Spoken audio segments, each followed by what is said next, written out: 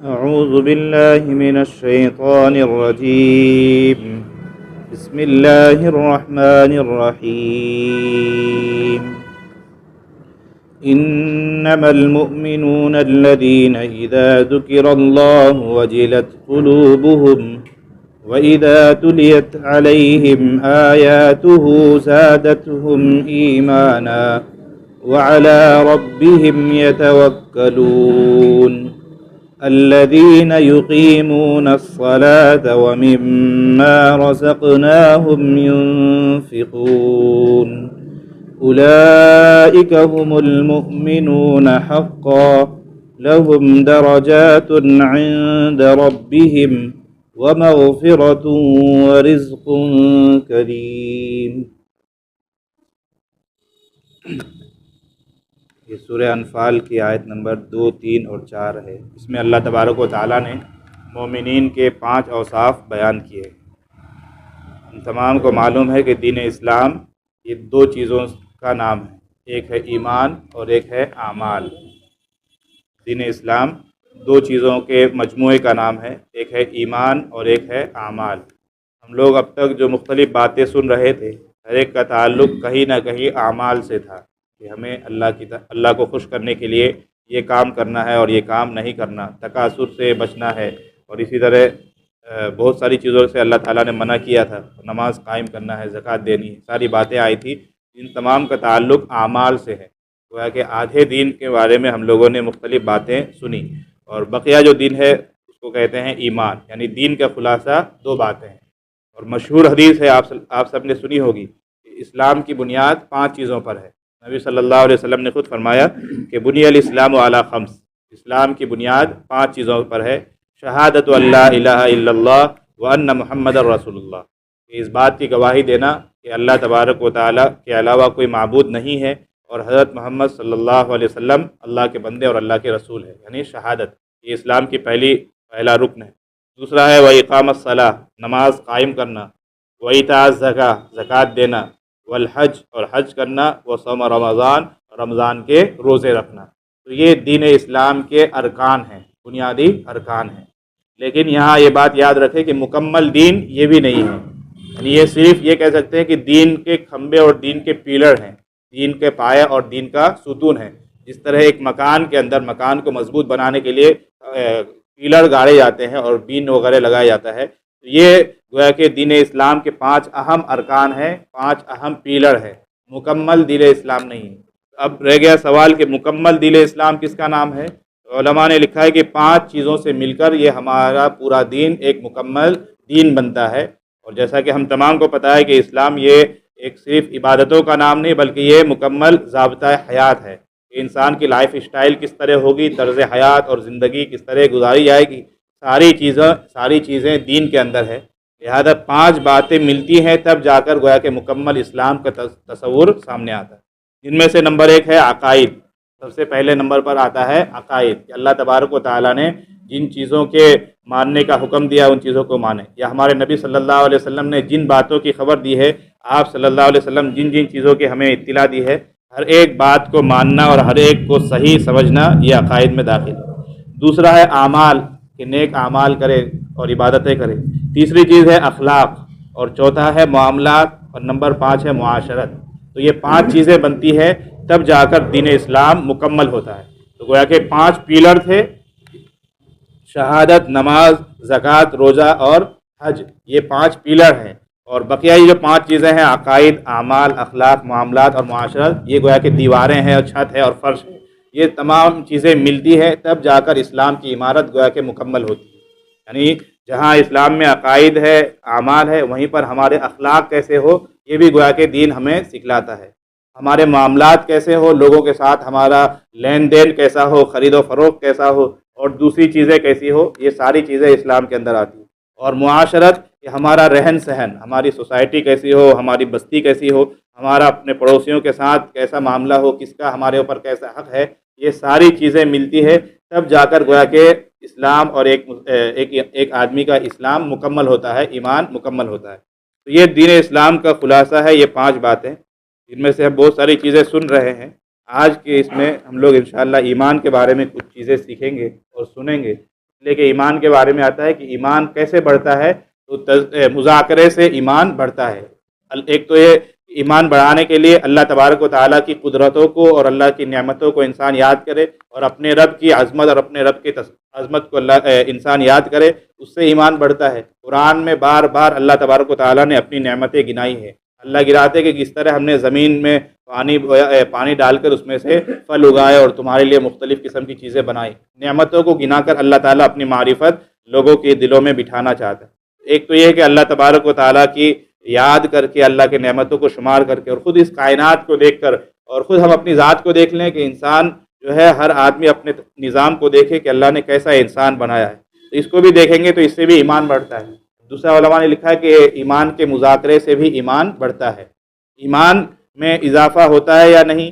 تو ایمان میں تعداد کے اعتبار سے تو کوئی اضافہ نہیں ہوگا، یعنی جتنی چیزوں پر اللہ کے نبی نے ایمان لانے کا حکم دیا ہے، ان تمام چیزوں پر ایمان لانا ہی ہے، اس میں سے تو کمی بیشی نہیں ہوگی۔ البتہ ایمان کی کیفیت میں، یعنی ایمان کے معیار میں اونچ نیچ ہوتا ہے، کسی کا ایمان بہت مضبوط ہوتا ہے، کسی کا کمزور ہوتا ہے۔ تو ایمان کی تعریف اور ایمان کے بارے میں انشاءاللہ ہم لوگ کچھ چیزیں سنیں گے۔ میں نے جو آیت آپ کے سامنے پڑھی، اس میں اللہ تبارک و تعالیٰ نے مومنین کے خاص اوصاف بیان کیے ہیں، اس کو بھی آخر میں ہم لوگ انشاءاللہ سنیں گے۔ تو سب سے پہلے قرآن جہاں سے شروع ہوتا ہے، یعنی الف لام میم سے سورہ بقرہ کی جو تلاوت شروع ہوتی ہے، تو وہاں اگر آپ ترجمے میں غور کریں گے تو اللہ تبارک و تعالیٰ نے اہل ایمان کے کچھ اوصاف بیان کیے ہیں، اور 3 آیتوں میں اللہ تعالیٰ نے ایمان والوں کا ذکر کیا ہے۔ اس کے بعد پھر کافروں کا ذکر ہے، 2 آیتوں میں کافروں کے بارے میں اللہ نے بیان کیا ہے۔ پھر اس کے بعد تقریباً 13 آیات میں منافقین کا ذکر ہے۔ تو پتہ چلا کہ روئے زمین پر دنیا میں بسنے والے لوگوں کی 3 گویا کہ جماعت ہو گئی، 3 الگ الگ جماعت ہو گئی۔ ایک ہے متقیوں کی، ایمان والوں کی، دوسرا ہے کافر اور مشرکوں کی، اور تیسرا ہے منافقین کی۔ یہ چند چیزیں ہیں بنیادی طور پر جسے سمجھنا چاہیے کہ ایمان کیا ہے، شرک کیا ہے، کفر کیا ہے، اور نفاق کیا ہے۔ یہ 4 باتیں آ گئی۔ قرآن کی شروعات اور قرآن کی ابتدا ہی ان باتوں سے ہو رہی ہے، اور اللہ تعالیٰ نے سب سے زیادہ زور جو ہے منافقین کے بارے میں دیا۔ حدیث میں بھی ہے کہ منافقت یہ کفر میں گویا کہ سب سے شدید قسم کا کفر ہے، اور ان کو سب سے زیادہ سخت عذاب اللہ تعالیٰ دیں گے، اور جہنم کے سب سے نچلے درجے میں ان کو دھکیلا جائے گا۔ تو ایمان کس کو کہتے ہیں؟ تو شروع میں جیسا کہ میں نے کہا کہ ایمان اصل میں کہتے ہیں کہ ہمارے نبی صلی اللہ علیہ وسلم اللہ تبارک و تعالیٰ کی طرف سے جتنی باتیں لے کر آئے، ان تمام باتوں کو دل سے ماننا اور زبان سے اس کا اقرار کرنا، اس کو ایمان کہا جاتا ہے۔ ہمارے نبی صلی اللہ علیہ وسلم نے احادیث کے ذریعے اور قرآن کے ذریعے جتنی باتوں کا ہمیں علم دیا ہے، چاہے وہ غیب کے تعلق سے ہو یا کسی بھی تعلق سے ہو، ہر ایک بات کو ماننا یہ ایمان ہے۔ ان میں سے کسی ایک بات کا بھی اگر انسان اقرار نہیں کرتا یا کسی ایک بات کو بھی نہیں مانتا تو یہ آدمی مومن نہیں ہے۔ موٹے موٹے طور پر علماء نے تقریباً 16 چیزیں گنائے ہیں کہ جن کو ماننا ایمانیات میں داخل ہے۔ نمبر 1، اللہ تبارک و تعالیٰ کی ذات کو مانا جائے۔ نمبر 2، اللہ تبارک و تعالیٰ کی صفات کو۔ اسی طرح نمبر 3 کہ اللہ کے علاوہ جتنی چیزیں ہیں سب فانی ہیں، سب ختم ہونے والے ہیں۔ اللہ کی ذات ہی ہے جو ہمیشہ سے ہے اور ہمیشہ رہے گا۔ یعنی اللہ کی ذات، جس کو عربی میں بولتے ہیں واجب الوجود۔ واجب الوجود کا مطلب یہ ہے کہ وہ ہمیشہ سے ہے، ہمیشہ رہے گا، سب چیز اس کی محتاج ہے، وہ کسی کا محتاج نہیں ہے۔ اسی طرح ایمان میں یہ بھی ہے کہ اللہ تبارک و تعالیٰ نے جتنے وعدے کیے ہیں یا جتنی اللہ نے وعیدیں سنائی ہیں، ہر ایک برحق ہے۔ آپ عبادت کریں گے تو آپ کو یہ ملے گا، یہ چیز کریں گے تو یہ ملے گا۔ اللہ کے جو وعدے ہیں اور جو گناہوں پر اللہ تعالیٰ نے وعید سنائی ہے، قرآن میں جگہ جگہ اللہ تعالیٰ نے جو سزائیں بیان کی ہے، ان تمام کو انسان بالکل یقینی طور پر تسلیم کرے اور یقینی طور پر اس کو مانے، یہ بھی ایمان میں داخل ہے۔ اسی طرح ایمان مجمل، ایمان مفصل میں جو ساری چیزیں آتی ہے کہ فرشتوں کو، اللہ کے نبیوں اور رسولوں کو، اللہ کی کتابوں کو، اور قیامت کو اور آخرت کے دن کو۔ قیامت یعنی اس دنیا کا جو اینڈ ہونے والا ہے، یہ دنیا جو ختم ہونے والی ہے اس کو، اور آخرت یعنی دنیا ختم ہونے کے بعد پھر اللہ تعالیٰ دوبارہ سور پھونکیں گے اور دوبارہ میدان محشر قائم ہوگا، اور بعث بعد الموت یعنی مرنے کے بعد دوبارہ زندہ ہوئے جانے پر جنت کو، جہنم کو، تقدیر کو، برزخ کو، صراط، وزن اعمال، میزان، جیسا کہ گزشتہ آیا تھا، اور نبی صلی اللہ علیہ وسلم وہاں سفارش کریں گے، آپ کو مقام محمود ملے گا۔ غیب کی جتنی باتیں ہیں، ان تمام باتوں کو انسان دل سے بھی یقین کرے اور زبان سے بھی اس کا اقرار کرے۔ ایمان میں یہ شرط لگائی گئی ہے کہ ایمان میں ایک شرط تو یہ ہے کہ تصدیق، ایمان نام ہے دل کے تصدیق کا، دل سے ماننے کا، لیکن شرط یہ لگایا گیا کہ آدمی کو مسلمان کب مانا جائے گا؟ تو جب مطالبے پر وہ اس کا اقرار بھی کرے۔ اگر اقرار نہیں کرتا ہے تو گویا کہ شرائط میں کمی ہے۔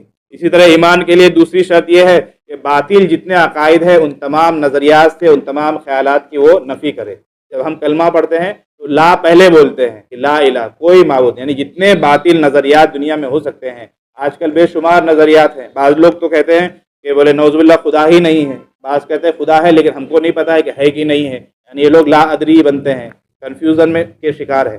تو جس قدر بھی خیالات ہو سکتے ہیں، نظریات ہو سکتی ہے، تمام نظریات کا انکار کرنا یہ بھی ایمان کے شرائط میں داخل ہے۔ تو خلاصہ یہی ہے کہ نبی صلی اللہ علیہ وسلم جن چیزوں کا آپ صلی اللہ علیہ وسلم نے ہمیں خبر دی ہے، ان تمام بات کو دل سے یقین کرنا اور زبان سے اس کا اقرار کرنا، یہ ایمان ہے۔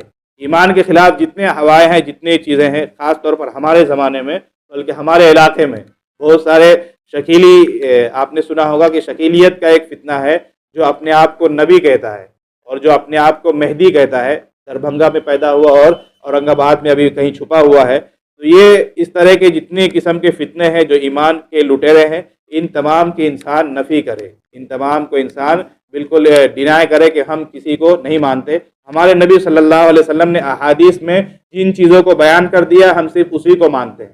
احادیث میں اللہ کے نبی نے فرمایا کہ کل قرب قیامت حضرت عیسیٰ علیہ السلام آسمان سے زندہ زمین پر تشریف لائیں گے، جس کو مانتے ہیں کہ حضرت عیسیٰ علیہ السلام خود آئیں گے، کسی ماں کی گود سے وہ پیدا نہیں ہوں گے۔ حضرت مہدی علیہ السلام کا ظہور ہوگا اور وہ اللہ کے نظام کو قائم کریں گے، دجال سے لڑائی کریں گے، تو یہ بھی برحق ہے، لیکن اس کی پوری نشانیاں احادیث میں ہے کہ وہ مدینہ میں ہوں گے اور مدینہ سے پھر مکہ جائیں گے اور نبی کے خاندان سے ہوں گے، حضرت حسن کی نسل سے ہوں گے۔ تو یہ ساری چیزیں ہم برحق مانتے ہیں، لیکن وہ ساری علامتیں پائی جائے تب ہر ایک آدمی کو انسان اس طرح مہدی یا مسیح نہیں مان سکتا۔ تو نبی صلی اللہ علیہ وسلم نے جتنی باتیں کہی ہے ان کو مانے، اس سے زیادہ چیزوں کو نہ مانے، اس کو ایمان کہا جاتا ہے۔ اب ایمان کے کچھ اجزاء ہے کہ نہیں، یعنی ایمان کی کچھ جز وغیرہ ہے کہ نہیں۔ محدثین نے فرمایا کہ ایمان میں تین چیزیں مل کر گویا کہ ایمان مکمل ہوتا ہے۔ ایک تو یہ ہے کہ دل سے ایمان اور اسلام کی تمام باتوں کا انسان اقرار کرے اور تصدیق کرے اور زبان سے اس کا اقرار کرے، اور نمبر 3 اعمال بھی کرے اپنے ارکان سے، یعنی ہاتھ پیر بدن اور زبان سے اور آنکھ وغیرہ تمام جسم سے ارکان بھی کرے، عبادت بھی کرے۔ یعنی جو محدثین ہیں، جو حدیث کے ماہرین ہیں، انہوں نے گویا کہ ایمان میں اعمال کو بھی شامل کیا ہے کہ اگر کوئی آدمی ایسا ہے جو کلمہ تو پڑھتا ہے، گھرانے میں مسلم گھرانے میں پیدا ہوا، لیکن وہ نماز روزے سے جڑا ہوا نہیں ہے، اس کے اعمال کمزور ہے، تو وہ گویا کہ صحیح معنی میں مسلمان نہیں ہے۔ لیکن فقہا اور محققین فرماتے ہیں کہ نہیں، ایمان میں صرف اتنی بات داخل ہے کہ دل سے مانے اور زبان سے اقرار کرے، اعمال یہ ایمان کا جز نہیں ہے۔ یعنی اگر کوئی آدمی اعمال نہیں کرتا ہے تب بھی وہ مومن ہے، ایسا نہیں کہا جائے گا کہ یہ مومن نہیں ہے۔ یعنی کسی کی اگر نماز چھوٹ گئی یا کسی نے روزہ نہیں رکھا، کسی نے زکوٰۃ نہیں دیا، بھول چک ہو گئی یا سستی ہو گئی، تو یہ نہیں کہیں گے کہ یہ آدمی ایمان سے پھر گیا، ایسا نہیں، بلکہ ایمان تو ہے لیکن مضبوط ایمان نہیں ہے، کمزور ایمان ہے۔ ایمان کی مضبوطی کے لیے اور کامل مومن بننے کے لیے گویا کہ ماننا بھی ضروری ہے اور کرنا بھی ضروری ہے، یعنی اعمال بھی کرنے ہوں گے۔ تو یہ ایمان کے بارے میں بنیادی چیزیں تھیں، اور بھی باتیں آئیں گی انشاءاللہ اگلی مجلسوں میں۔ دوسری چیز ہے شرک، کہ اللہ تبارک و تعالیٰ نے قرآن میں جو دوسرا گروہ بیان کیا ہے وہ ہے مشرکوں کا اور کافروں کا۔ دوسری چیز ہے شرک۔ شرک کہتے ہیں اللہ تبارک و تعالیٰ کی ذات میں یا اللہ کی صفات میں کسی کو شریک ٹھہرانا، یعنی یا تو ایک کے بجائے 2 خدا مان لینا، جیسا کہ دوسرے لوگ مانتے ہیں، مجوسی وغیرہ کا نظریہ ہے کہ بولے خیر کا خدا الگ ہے، شر کا خدا الگ ہے، یا 3 خدا مان لینا جیسے عیسائی لوگ مانتے ہیں، یا جیسے یہودیوں نے حضرت عزیر علیہ السلام کو اللہ کا بیٹا بنا لیا۔ تو یہ اللہ تبارک و تعالیٰ کی خدائی میں کسی کو شریک ٹھہرانا یہ شرک ہے، اور یہ بہت بڑا گناہ ہے۔ اللہ تعالیٰ ہر قسم کی چیزیں اور ہر طرح کی غلطیاں انسان کی معاف کر سکتے ہیں، لیکن شرک اتنا بڑا جرم ہے، اتنا بڑا گناہ ہے کہ اس کی معافی کبھی بھی نہیں۔ اور دوسرا یہ ہے کہ اللہ کی صفات میں کسی کو شریک ٹھہرائے، یعنی مان تو رہا اللہ کو کہ ہمارا معبود ہمارا خالق ایک ہی ہے، لیکن اللہ کی جو صفات ہیں کہ اللہ تبارک و تعالیٰ رازق ہیں، اللہ خالق ہیں، اللہ مالک ہیں، اللہ ہی جلاتا مارتا ہے، وہی ہماری بگڑیاں بناتا ہے، وہی ہماری دعاؤں کو سنتا ہے، مدد کرنے والی ذات اسی کی ہے، اس کے علاوہ کوئی مدد نہیں کر سکتا۔ یعنی یہ جو اللہ کے خاص صفات ہے کہ اللہ تعالیٰ سنتے ہیں، دعائیں سنتے ہیں، اور جو لوگ اللہ سے دعا کرتے ہیں یا مدد کے لیے پکارتے ہیں اللہ سنتے ہیں، تو اللہ کے سمع میں یعنی سننے میں، اللہ کے دیکھنے میں، اللہ کے بصر میں اور اللہ کی قدرت میں دوسرے لوگوں کو شریک ٹھہرانا، کسی ولی کو، کسی نبی کو، کسی بابا کو، کسی پیر کو، یہ بھی گویا کہ شرک ہے، یہ بھی اسلام کے منافی ہے۔ تو پتہ چلا کہ جو لوگ درگاہوں میں جا کر ماتھا ٹیکتے ہیں یا وہاں جا کر طواف کرتے ہیں، اگربتیاں جلاتے ہیں اور وہاں الٹ پلٹ کی چیزیں کرتے ہیں، الٹی پلٹی چیزیں کرتے ہیں، خدا کے علاوہ کسی اور کے لیے جانور ذبح کرتے ہیں، یہ سب لوگ گویا کہ ایمان کے منافی کام کرتے ہیں۔ سب کو اپنے ایمان کی فکر کرنی چاہیے کہ میں کیسا کام کر رہا ہوں۔ تو شرک میں دونوں باتیں شامل ہیں، یا تو دو خدا بنا لے کوئی آدمی، یا یہ کہ خدا تو ایک ہی مان رہا ہے، ایک ہی ذات کو اپنا معبود سمجھ رہا ہے، لیکن اس معبود کے جو صفات ہیں، اس کے جو کام ہے، اس کام میں دوسروں کو شریک سمجھ رہا ہے۔ یہ اولاد تو اللہ بھی دیتے ہیں، لیکن فلاں بابا صاحب جو ہے وہ بڑے پہنچے ہوئے ہیں، ان کے یہاں چادر چڑھانے سے بھی بیٹا مل جاتا ہے۔ تو اگر اس طرح کا کوئی نظریہ ہے، چاہے وہ دیوبندی ہو یا کوئی بھی ہو، ایسا ضروری نہیں ہے کہ بدعت کسی خاص فرقے میں ہی ہوتا ہے، کسی میں بھی ہو سکتا ہے۔ یہ اس طرح کے خیالات، اس طرح کے اوہام کسی میں بھی ہو سکتا ہے، کسی بھی گروہ کے ساتھ۔ نبی صلی اللہ علیہ وسلم نے جو معیار بنایا ہے وہ یہ ہے کہ ما انا علیہ و اصحابی، کہ جس طریقے پر میں اور میرے صحابہ ہیں۔ تو اگر نبی کے طریقے پر، صحابہ کے طریقے پر ہماری زندگی ہے، ہمارے خیالات ہیں تو ٹھیک ہے، ورنہ چاہے کسی بھی جماعت کا ہو، اس طرح کی چیزیں ہو سکتی ہیں۔ اسی لیے ان باتوں کا اپنے گھروں میں خاص طور پر مذاکرہ ہوتے رہنا چاہیے۔ ہم نے بہت سارے اپنے لوگوں کو دیکھا ہے کہ انہوں نے اللہ نے بہت مدت کے بعد ان کو اولاد دی، تو گھر کی عورت نے کہا کہ بولے فلاں پیر صاحب کے پاس گئے تھے، وہاں دعا کرائی تو بولے بیٹا مل گئے۔ تو یہ اس طرح کی باتیں، یہ سب ایمان کے خلاف چیزیں ہیں۔ خاص طور پر عورتوں میں یہ باتیں جلدی آ جاتی ہے، اس لیے ہمیں اپنے گھروں میں یہ چرچا کرنا چاہیے کہ جس طرح ہم ایک خدا کی عبادت کرتے ہیں، عبادت میں کسی کو شریک نہیں ٹھہراتے، تو اپنے معاملات حل کرانے میں، اپنی چیزیں اور اپنے دعائیں کرنے میں اللہ کے علاوہ کسی اور کو اس میں شریک نہ ٹھہرائیں، خدا سے ہی گویا کہ اپنے معاملات حل کرائیں۔ یہ شرک ہے۔ شرک کی علماء نے کئی قسمیں لکھی ہے۔ ایک ہے شرک فی العلم، جس طرح اللہ تعالیٰ ہر چیز کو جانتے ہیں، کوئی آدمی یہ سمجھے کہ ہمارا پیر جو ہے وہ سب چیزوں کو جانتا ہے، یعنی جس طرح اللہ تعالیٰ علیم اور خبیر ہے، ساری باتوں سے واقف ہیں، اپنے پیر صاحب کو یا کسی بھی انسان کے بارے میں یہ تصور کرے تو یہ بھی گویا کہ اللہ کے علم میں یہ دوسرے آدمی کو شریک ٹھہرا۔ اسی طرح سمع و بصر میں، کہ جس طرح اللہ تعالیٰ سننے والے ہیں، دیکھنے والے ہیں، ہم جب دعائیں کرتے ہیں، مدد کے لیے پکارتے ہیں، اللہ ہماری دعاؤں کو سنتے ہیں، ہمارے تمام احوال سے اللہ واقف ہے۔ وہ یہ سمجھتا ہے کہ اللہ کے علاوہ بھی اور کوئی نبی، کوئی ولی، کوئی فرشتہ ہماری دعاؤں کو سنتا ہے اور ہمیں دیکھتا ہے، ایک ایک چیز سے واقف ہے، وہ بھی گویا کہ اللہ کی اس قدرت میں دوسرے کو شریک ٹھہرا۔ اسی طرح شرک کی ایک قسم ہے شرک فی الحکم، کہ جس طرح اللہ تبارک و تعالیٰ کی حاکمیت ہے، اللہ کی بادشاہت ہے، اس میں بھی گویا کہ کوئی اور بھی ہے، یعنی اللہ کے نیچے کوئی اور بھی ہے، اس طرح کا کوئی سمجھتا ہے تو یہ بھی گویا کہ ایک طرح کا مشرک ہی ہوا۔ اور ایک تو مشہور ہے کہ شرک فی العبادت، جس طرح اللہ کی ہم عبادت کرتے ہیں، اللہ کے علاوہ کسی اور کی عبادت کی جائے، اللہ کے لیے قربانی کی جاتی ہے، کسی اور بابا کے نام پر، کسی اور کے نام پر جانور ذبح کیا جائے تو یہ اللہ کی عبادت میں شریک ہو گیا، وہ جانور کھانا بھی گویا کہ حرام ہو جاتا ہے، اس کا گوشت بھی حرام ہو جاتا ہے۔ تو یہ سارے شرک کی مختلف قسمیں ہیں جو اللہ کی صفات کے ساتھ ہم مسلمانوں سے بھی، جو لوگ ایمان والے گھرانے میں پیدا ہوئے ان کے درمیان بھی یہ چیزیں در آتی ہے۔ تو ہمیں کوشش یہ کرنی ہے کہ شرک کی تمام قسموں سے ہم برات کا اعلان کریں اور اس سے بچ کر کامل ایمان کی طرف داخل ہو جائیں۔ تو یہ دوسری چیز ہے شرک، کہ اللہ تبارک و تعالیٰ کی صفات میں یا اللہ کے ذات میں کسی کو شریک ٹھہرانا۔ تیسرا ہے کفر، کہ اللہ تبارک و تعالیٰ کے نبی حضرت محمد صلی اللہ علیہ وسلم نے جتنی باتوں کا حکم دیا ہے ان میں سے کسی ایک بات کا بھی انسان انکار کرے یا اس میں ڈگمگاہٹ یا تذبذب کا شکار ہو جائے، اس میں شک و شبہ پیدا کرنے لگے یا اس میں کسی ڈاؤٹ کا شکار ہو جائے تو اسے کہا جاتا ہے کفر۔ کفر ہونے اور کافر ہونے کے لیے پوری شریعت کا انکار کرنا ضروری نہیں ہے۔ شریعت میں جتنی چیزیں ہیں جس کو ضروریات دین کہا جاتا ہے، ضروریات دین میں سے کسی ایک چیز کا بھی اگر کوئی آدمی انکار کر دیتا ہے تو وہ اسلام کے دائرے سے باہر نکل آتا ہے۔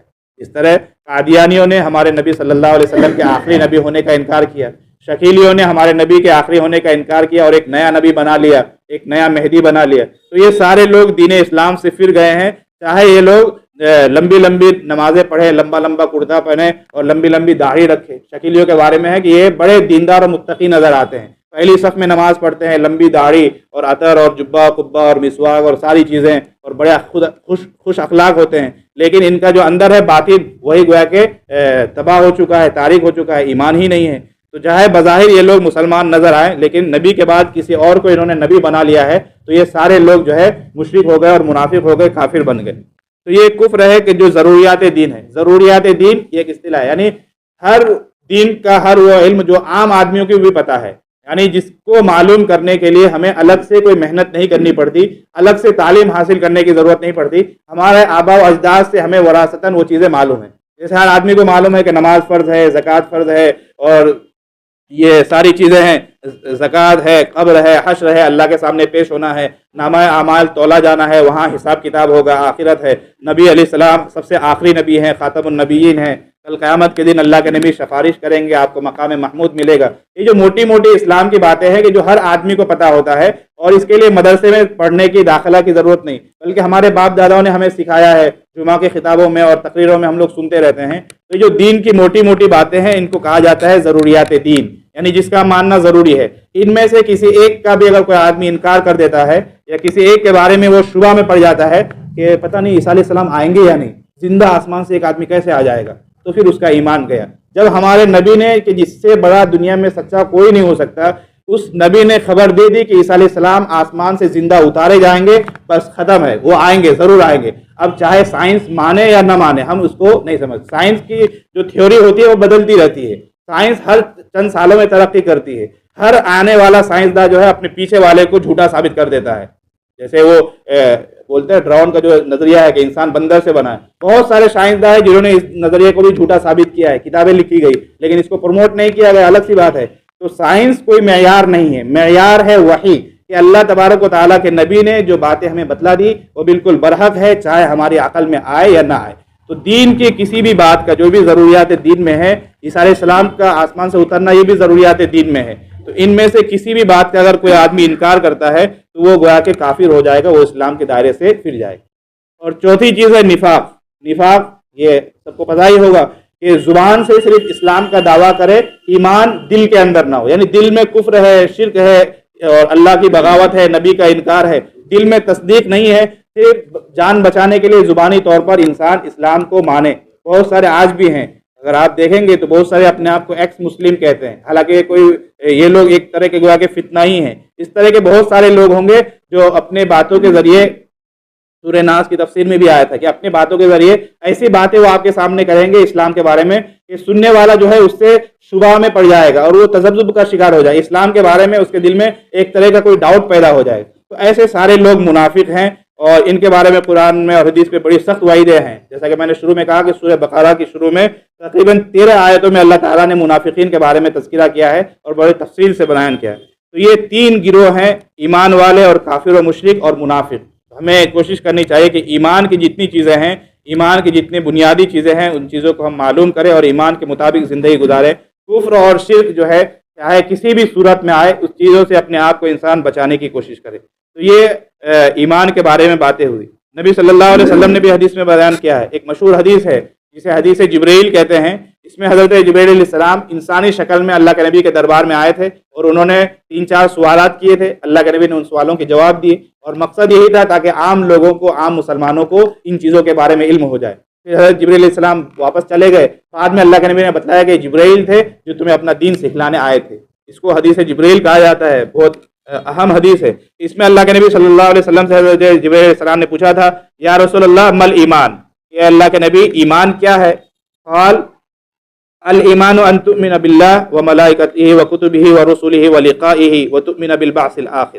اللہ کے نبی نے فرمایا کہ ایمان یہ ہے کہ تم اللہ تبارک و تعالیٰ پر ایمان لے آؤ، اس کے فرشتوں پر، اس کی کتابوں پر، اس کے رسولوں پر، اور اللہ سے ملنے پر، یعنی ہمیں اللہ کے سامنے ضرور پیش ہونا ہے، وتؤمن بالبعث الآخر، اور بعث پر، یعنی بعث بعد الموت پر، کہ ہم مرنے کے بعد یوں ہی ختم نہیں ہوں گے، اللہ تعالیٰ دوبارہ ہمیں زندہ کریں گے اور حساب کتاب ہوگا، میزان قائم ہوگا، پھر وہاں ہمارا فیصلہ ہوگا۔ تو ایمان یہ ہے۔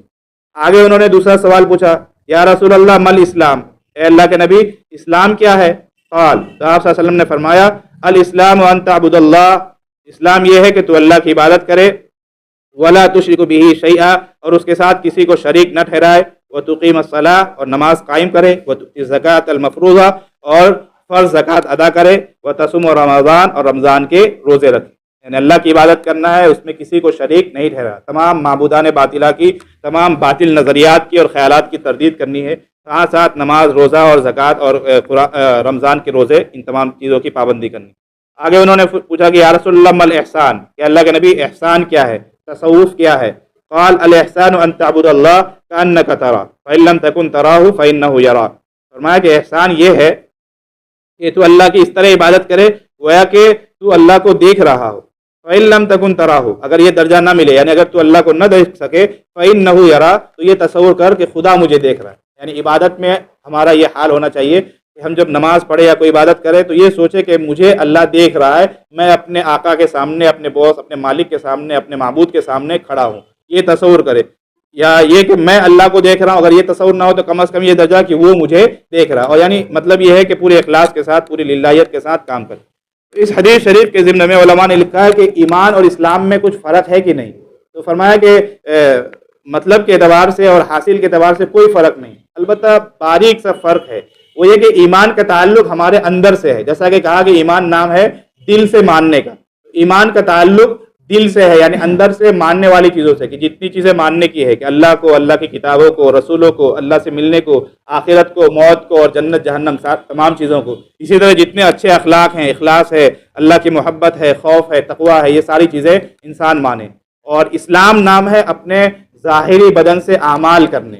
تو گویا کہ اس ایمان کا سفر باطن سے شروع ہوتا ہے، اندر سے شروع ہوتا ہے، اور وہاں سے ہوتے ہوتے انسان کے اعمال پر نظر آنے لگتا ہے. جب کوئی انسان اندر سے اللہ کے تمام وعدوں کو، وعیدوں کو مانتا ہے، نبی کو اور شریعت کو مانتا ہے، تو وہ ایمان پھیلتے پھیلتے اس کے ہاتھوں میں اور اس کے ارکان میں، اس کے اعضاء میں نظر آتے ہیں، اور وہ مکمل عبادتوں میں لگ جاتا ہے. اور اسلام نام ہے، اسلام کا سفر ظاہر سے شروع ہوتا ہے، ارکان سے، عبادتوں سے شروع ہوتا ہے، اور اترتے اترتے دل کے اندر گویا کہ اتر جاتا ہے. یہ بعض حضرات نے فرق بنایا. اس سے یہ پتہ چلا کہ بہت مرتبہ ایسا ہو سکتا ہے کہ ایک آدمی ظاہری طور پر مسلمان ہے، کلمہ والے گھرانے میں پیدا ہوا، ایمان، والدین ایمان والے ہیں اور باپ دادا سب مسلمان ہیں، لیکن ہو سکتا ہے اس کے دل میں ایمان نہ ہو. ظاہراً وہ مسلمان ہے لیکن دل میں ایمان نہ ہو. خاص طور پر آج کے زمانے میں، جبکہ سوشل میڈیا کے ذریعے اسلام کے بارے میں بہت ساری چیزوں کے بارے میں ڈاؤٹ پھیلایا جاتا ہے.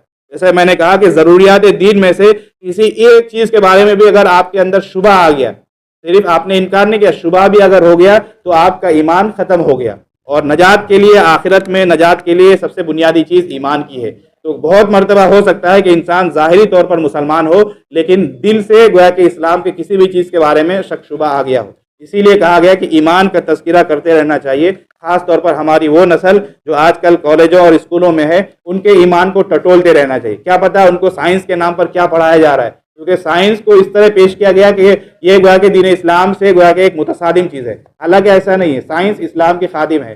سائنس کا کام ہے مشاہدات، یعنی جو چیزیں ہمیں نظر آتی ہے ان چیزوں کے بارے میں سائنس بحث کرتی ہے. جبکہ اسلام جو ہے ما بعد طبیعیات، یعنی جو چیزیں غیب کی ہے اس کے بارے میں بھی اسلام بتاتا ہے. وحی تو ہر ایک چیز کے بارے میں بتاتی ہے. تو جو چیز نظر نہ آئے اس کے بارے میں جس چیز کے ذریعے علم ہو، یعنی اسلام کے ذریعے، تو ان دونوں میں تضاد ہو ہی نہیں سکتا. یعنی جو ہے کہ یہ ایسا ہی ہے کہ ایک میڈیکل کی کتاب ہے اور ایک کھیتی باڑی کی کتاب ہے. اب کوئی کہے کہ دونوں کتاب تو آپس میں ٹکرا رہی ہے، تو ایسا کوئی ٹکراؤ ہے نہیں. بس پڑھانے والے شرارت کرتے اور بچوں کے ذہن میں اس طرح کے وہم بیٹھا دیتے ہیں. جیسا کہ میں نے کہا کہ عیسیٰ علیہ السلام زندہ آسمان سے آئیں گے، تو یہ لوگ کہتے ہیں کہ اتنی ساری لیئر ہے اور اوپر تو آکسیجن نہیں ہے اور آگ کی یہ ہے اور فلاں چیزیں ہیں، کیسے جائیں گے؟ تو جب ہمارے نبی صلی اللہ علیہ وسلم معراج میں گئے تھے تو آپ گئے تھے. اللہ تبارک و تعالیٰ ہر بات پر قادر ہے کہ جو خدا اپنے نبی کو معراج پر لے جا سکتا ہے، تو وہ جو خدا حضرت عیسیٰ علیہ السلام کو یہاں سے زندہ اٹھائے ہیں تو وہ دوبارہ لے آئیں گے. بھائی اس میں شبہ کی کوئی بات نہیں ہے. اللہ نے اور اللہ کے نبی نے جن باتوں کی خبر دے دی، چاہے اس میں عقل دوڑے یا نہ دوڑے، عقل میں وہ بات آئے نہ آئے، وہ بالکل سچ ہوتی ہے اور حق ہوتی ہے. عقل کی ایک لمٹ ہے، جہاں تک عقل کام کرتی ہے اس سے آگے عقل کام نہیں کرتی. اور وحی کا تعلق بہت اوپر سے ہے، وحی کے درجے تک عقل پہنچ بھی نہیں سکتی. تو یہ ایمان کے بارے میں چیزیں ہوگی کہ بہت مرتبہ ہو سکتا ہے کہ بظاہر انسان مسلمان ہے لیکن دل کے اندر ایمان نہ ہو. اسی لیے ہمیں کوشش کرنی چاہیے، فکر کرنی چاہیے کہ ہم اپنے بچوں کی اور اپنے ماتحت جتنے لوگ ہیں، ملنے والے نوجوان خاص طور پر جو اسکول کالجوں میں ہیں، ان کے ایمان کو ٹٹولیں کہ وہ اندر سے بھی مومن ہے یا نہیں. اسی لیے ایمان کا مذاکرہ ہوتے رہنا چاہیے. تبلیغ میں بھی یہی کہا جاتا ہے کہ ایمان کا مذاکرہ کیجیے کہ اس سے ایمان بڑھتا ہے. اور ان چیزوں کے مذاکرے سے ہی ہمیں پتہ چلتا ہے کہ کن کن چیزوں پر ہمیں ایمان رکھنا چاہیے.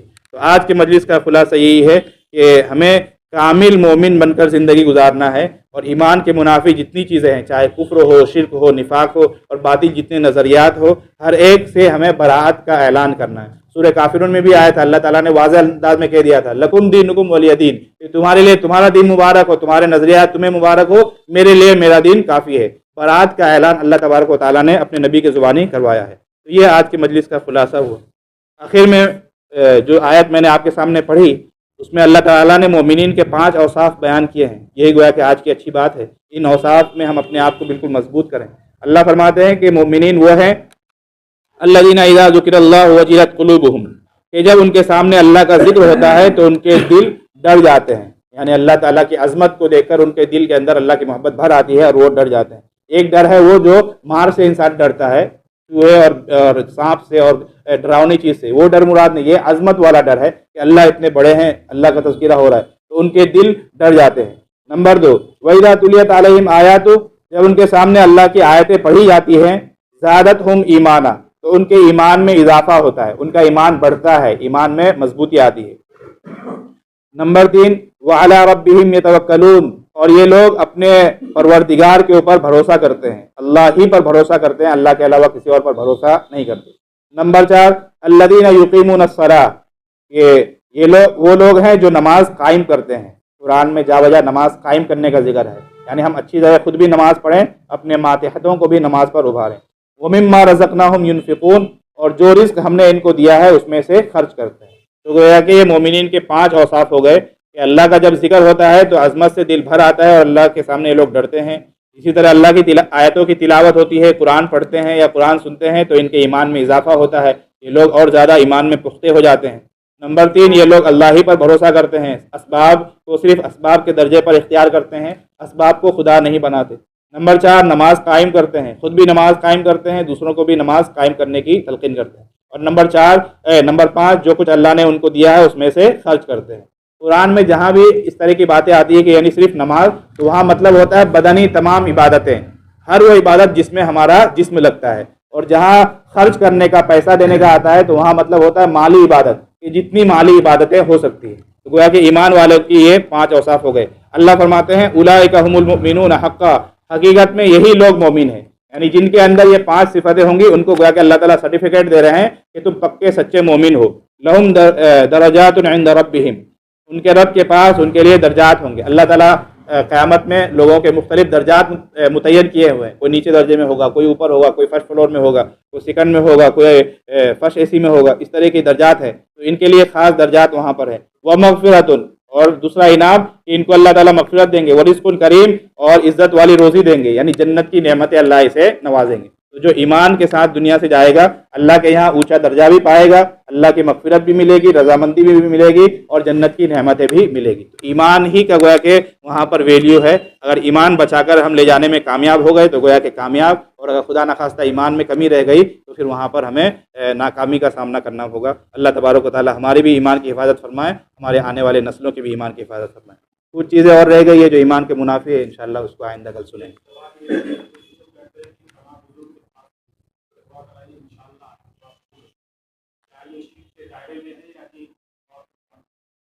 زندہ آدمی ہے، زندہ آدمی ہے.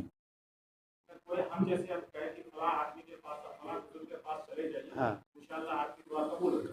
ہاں،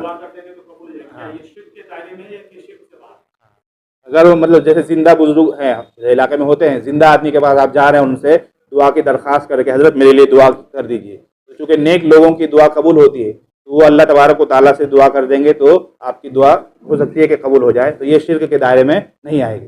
ہاں، اگر بہت مرتبہ ایسا ہو جاتا ہے کہ اسی سے مانگ رہے ہیں کہ بگڑی بنا دیجیے، یا کوئی زندہ نہیں ہے مردہ آدمی ہے وہاں جا کر ان سے ہی مانگ رہے کہ خواجہ صاحب ہماری بگڑی بنا دیجیے، تو یہ شرک میں دائرے میں آ جائے گا. البتہ ایک چیز یہ ہے کہ بزرگوں کا وسیلہ، تو یہ اللہ تبارک و تعالیٰ کو وسیلہ کے ذریعے اگر کوئی دعا مانگتا ہے تو یہ جائز ہے. بعض لوگ وسیلہ کو ضروری سمجھتے ہیں، ضروری نہیں ہے، ایک جائز ہے. حضرت عمر رضی اللہ تعالیٰ عنہ نے حضرت عباس رضی اللہ تعالیٰ عنہ کا وسیلہ دے کر بارش کی دعا وغیرہ مانگی ہے. تو وسیلہ دے کر یعنی کہ اللہ فلاں جو آپ کے بندے ہیں یہ بڑے بزرگ اور نیک لوگ تھے، ان کے وسیلے سے ہماری دعا قبول فرما. یا نبی صلی اللہ علیہ وسلم بڑے مقرب تھے، آپ صلی اللہ علیہ وسلم کے وسیلے سے آپ ہماری دعا قبول کر لیجیے. یعنی ڈائریکٹ خدا سے ہی آپ وسیلہ دے کر مانگ رہے تو اس کی اجازت ہے، لیکن ڈائریکٹ کسی سے اگر مانگ رہے تو پھر یہ شرک میں آئے. خلاصہ یہ کہ اگر کسی زندہ بزرگ سے دعا کرا رہے ہیں تو یہ ان کی بزرگوں کی وجہ سے کہ امید ہے کہ یہ نیک بندے ہیں، دعا قبول ہوگی، تو اس نیت سے دعا کرا سکتے ہیں. یہ شرک کے دائرے میں نہیں آئے.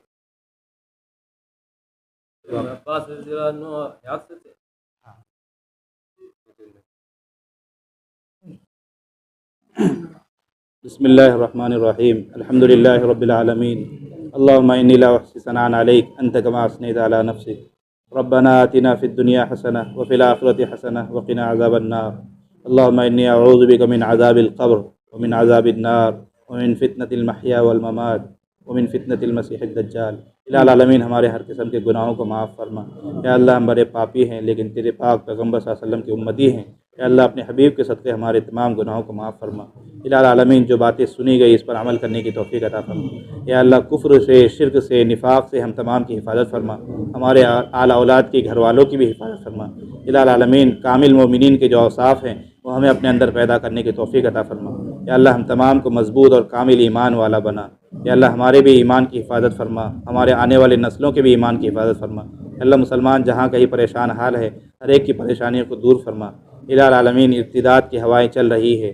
یا اللہ مسلمانوں کو بہلا پھسلا کر بھی دین سے بے دین کیا جا رہا ہے. یا اللہ ہم تمام کی حفاظت فرما، ہمارے مسلمان بھائیوں کی بھی حفاظت فرما. جو بہنیں مرتد ہو رہی ہے اللہ ان تمام کو سمجھ اور بوجھ عطا فرما. یا اللہ انہیں دین اسلام میں دوبارہ واپسی کی توفیق عطا فرما. الہ العالمین مسلمان جہاں کہیں جس حال میں ہیں ہر ایک کی اپنی مدد اور نصرت فرما. یا اللہ ہر ایک کی حفاظت فرما. رمضان کے جو دن بچ گئے ہیں یا اللہ اس کی قدردانی کی توفیق عطا فرما. جہنم کے آگ سے ہماری حفاظت فرما. جنت میں جانا اور اپنی رضامندی ہم تمام کے لیے مقدر فرما. یا اللہ نبی صلی اللہ علیہ وسلم اور نیک لوگوں کی صحبت ہمیں معید فرما. الہ العالمین جو مانگا وہ بھی عطا فرما، جو مانگنا تھا مانگ نہ سکے اپنے فضل سے عطا فرما. ہماری دعاؤں کو نبی کریم صلی اللہ علیہ وسلم کے صدقے سے فعل قبول فرما. وصلی اللہ علی خیر خلقہ وآلہ واصحابہ وذریاتہ اجمعین برحمتک یا رب.